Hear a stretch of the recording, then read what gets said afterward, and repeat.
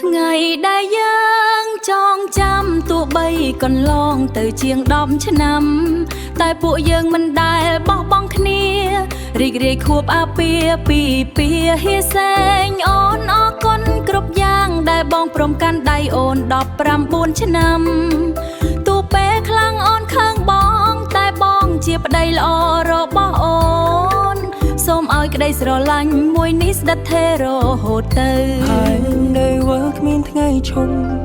ដូចបងនឹងអូនស្រឡាញ់គ្នាគ្មានថ្ងៃយំរុំខ្ជិនរុំបានដោយសាររាំងស្មីសំយោតែជីវិតបងភ្លឺពេលដែលមានអូនចូលមកថ្ងៃ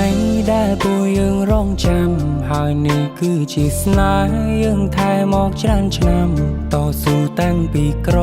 រហូតដល់មានបាទុងអាក្រងឬល្អបងតែងមានអូនក្បែរប្រា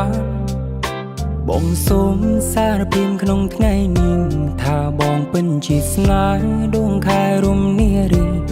ឆោពន់ដោយផ្កាយរុំកាយរុំពណ៌ស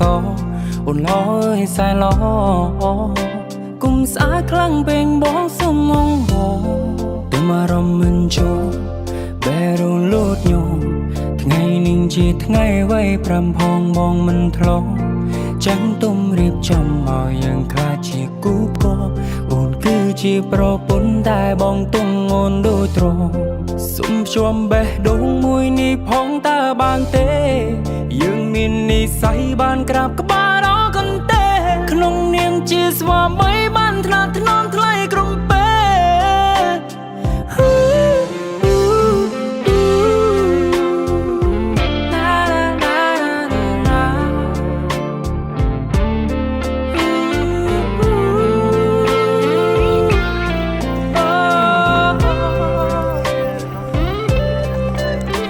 ធ្លំដុំទៅកាន់សងតាំងពីក្មេងថ្ងៃនេះប៉ាកាន់សងឲ្យអារម្មណ៍កូនហាំងប្រែផ្សេងបង្ហុញកាន់ចង់ឲ្យខ្ញុំឆ្លងមុំខ្លួនឯងតាំងភ្នែកហូរស្រហាងកាន់សនេះទំតែងល្អខំពីហាងដតីកាន់ដាវមាសក្រាបសែនចងដៃមិនបងប្រាថ្នាឲ្យស្នេហាលើផែនដីមានតែបងនឹងស្រីតែនៅលើលោករាប់លានអ្នកបងបងនៅក្បែរអូសុំជួមបេះដូងមួយនេះផងតើបានទេយើងមាននិស្ស័យបានក្រាបក្បាលរកន្ទេក្នុងនាមជាស្វាមីបានថ្នាក់ថ្នម